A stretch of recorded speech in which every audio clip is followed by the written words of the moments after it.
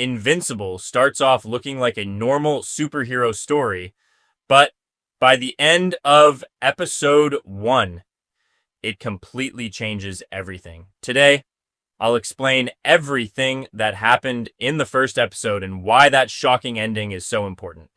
Let's get into it. The episode opens with the Mauler twins attacking the White House, but before they can do any real damage, the Guardians of the Globe arrive alongside Earth's greatest hero, Omni-Man. The Guardians quickly defeat the villains, showing us that this world is already filled with powerful superheroes. After that, we meet the real main character, Mark Grayson. Mark is the son of Omni-Man, whose real name is Nolan Grayson. Even though his father is considered Earth's strongest protector, Mark still hasn't developed any powers, making him wonder if he'll ever become a superhero himself. At school, Mark gets into a fight with a bully named Todd after standing up for Amber Bennett. Things don't exactly go his way, but Amber appreciates what he tried to do, giving us the first glimpse of their future relationship. Everything changes later that evening. While taking out the trash, Mark suddenly launches a garbage bag hundreds of feet into the air. His powers have finally appeared. Excited beyond belief, he rushes home to tell his parents. While Debbie is thrilled, Nolan seems much more reserved. Instead of celebrating, he immediately starts preparing Mark for the responsibilities that come with being a Viltrumite. Nolan explains that their species can fly, possess incredible strength, and live for thousands of years. Being a hero isn't just about saving people, it requires discipline, and sacrifice training begins almost immediately. During one lesson, Nolan punches Mark so hard that he sends him flying through the air. It isn't out of anger, but to teach him that holding back in battle can get him killed. It's a harsh lesson, but one that shows Nolan isn't the warm, encouraging father Mark expected. Wanting to prove himself, Mark creates a homemade costume and stops a small robbery. Although it's far from perfect, it's his first real experience as a superhero. Later, Nolan takes Mark to meet Art Rosenbaum, the tailor responsible for designing superhero costumes. After choosing the name Invincible, Mark receives his iconic blue and yellow suit and officially begins his journey as a superhero. At this point, everything feels like a classic coming-of-age story, but then the episode takes a turn that nobody sees coming. Late that night, the Guardians of the Globe receive an emergency signal and rush to their headquarters. When they arrive, they discover that the person who summoned them wasn't in danger. Standing before them is Omni-Man. Without warning, he attacks. What follows is one of the most brutal fights in modern superhero animation. Even working together, the Guardians can't stop him. They fight back with everything they have, seriously injuring Nolan in the process, but one by one, every member of the team is killed. By the end of the battle, the Guardians of the Globe are dead, and Omni-Man collapses from his injuries. This final scene completely changes the meaning of the entire episode. Up until this point, Omni-Man had been portrayed as the world's greatest hero and Mark's biggest inspiration. Now, he's revealed to be the very person responsible for murdering Earth's strongest defenders. The biggest question isn't how he did it, it's why. And that mystery becomes the driving force behind the rest of the season.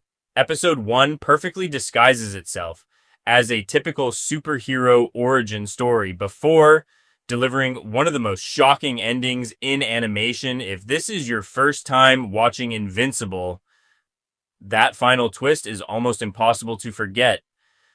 What did you think about episode 1? Let me know in the comments. And if you'd like to see episode 2 explained next, don't forget to subscribe. I'll see you in the next one.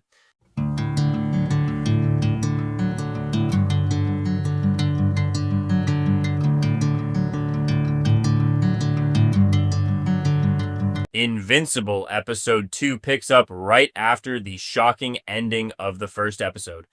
The Guardians of the Globe have been brutally murdered, while Omni-Man is found unconscious at the scene. The Global Defense Agency quickly secures the area and transports Nolan to a secret medical facility where doctors manage to save his life. Unfortunately, the same can't be said for the Guardians. Mark and his mother Debbie are devastated when Cecil Stedman informs them that Earth's greatest heroes are dead. Since nobody knows who the killer is, the entire world is left wondering who could possibly defeat the Guardians. Meanwhile, Cecil assigns demon detective Damien Darkblood to investigate the crime. Unlike everyone else, Darkblood believes the truth is hiding in plain sight, and his investigation immediately begins. Before anyone has time to process the tragedy, Earth is suddenly invaded by a race of aliens known as the Flaxans. Portals begin opening across the city as the Flaxans launch a full-scale attack. Mark rushes into battle as invincible, but he quickly realizes this isn't something he can handle alone. That's when the teen team arrives to help. The group includes Robot, Rexplode, Duplicate, and Adam Eve. During the battle, Mark recognizes that Adam Eve is actually his classmate, Samantha Eve Wilkins. The two quickly become friends while fighting side by side. At first, the invasion seems impossible to stop, but something unexpected happens. The Flaxans suddenly begin aging at an incredible rate before retreating through their portals. Robot later figures out the reason.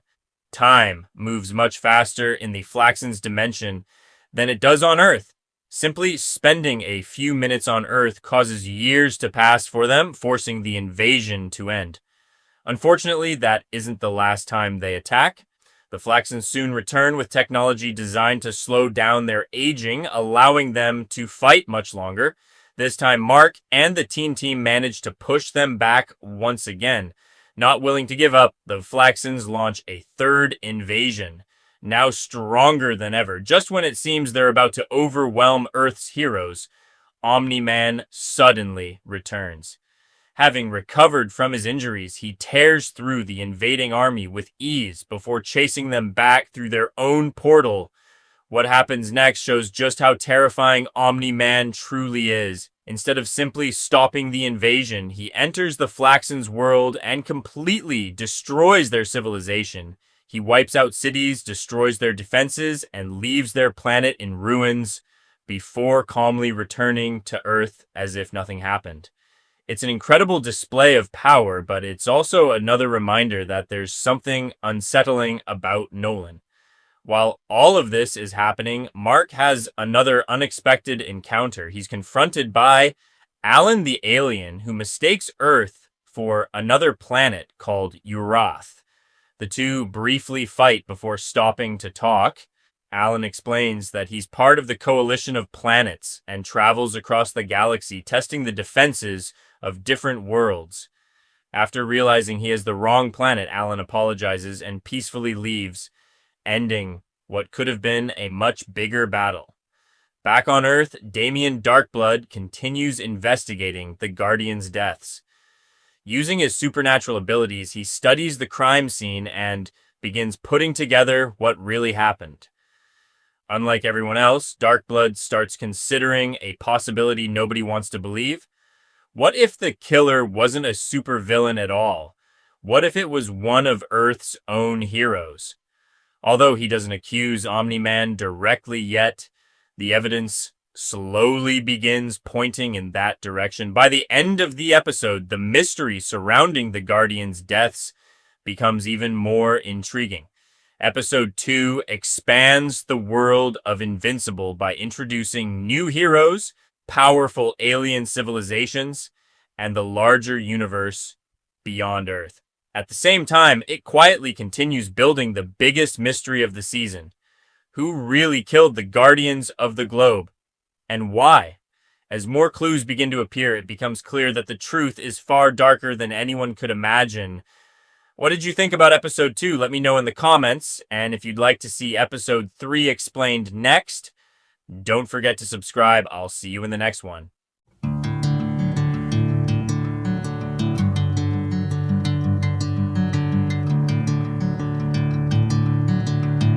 Before we begin, this video contains spoilers for Invincible Season 1, Episode 3.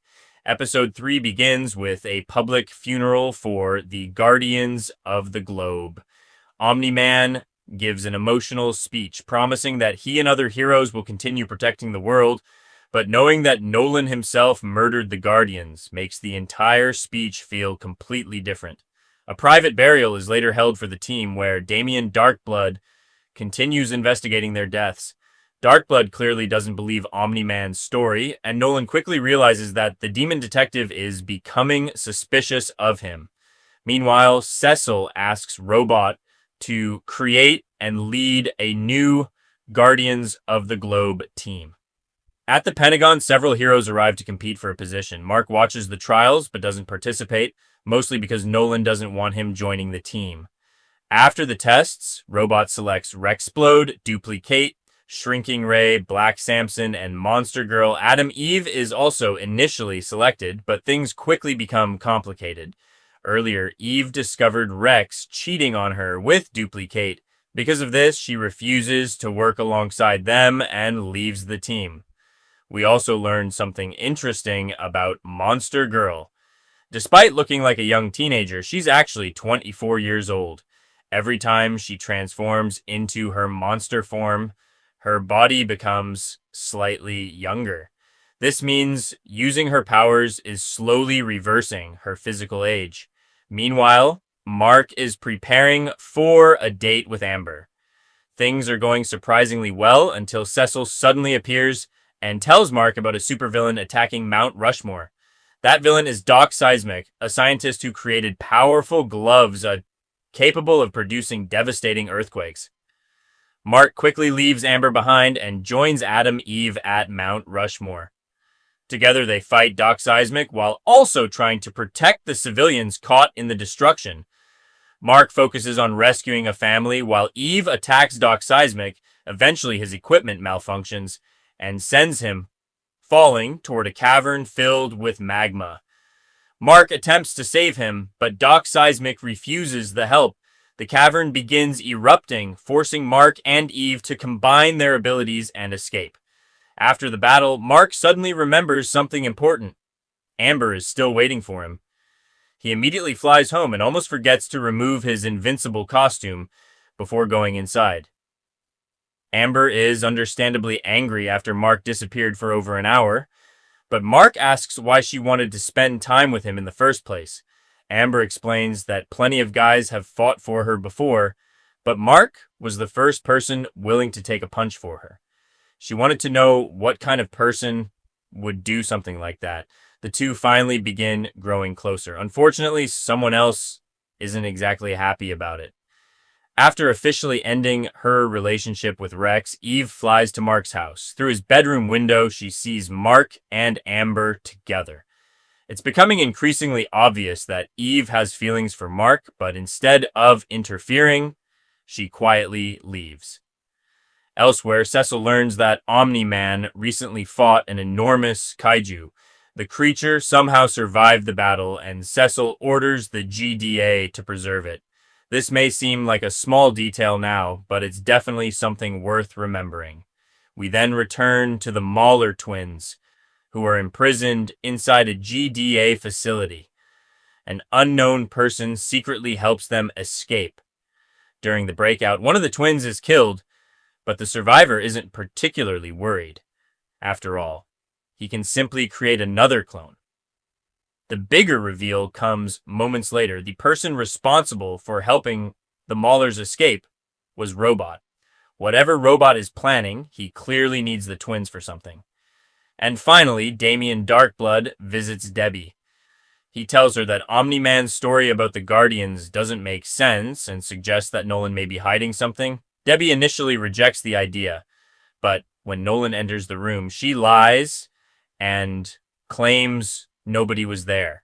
Nolan immediately notices the cold air left behind by Darkblood and realizes the demon had visited his home. By the end of episode 3, the mystery surrounding Omni-Man is becoming much more dangerous. Damian Darkblood suspects him. Debbie is beginning to question her husband. Robot is secretly working with the Mahler twins, and Mark is completely unaware of everything happening around him. Episode 3 may not have the shocking ending of episode 1 or the massive alien invasion of episode 2, but it quietly sets up several of the biggest storylines of the season. What did you think about episode 3? Let me know in the comments. And if you want episode 4 explained next, don't forget to subscribe. Thanks for watching, and I'll see you in the next one.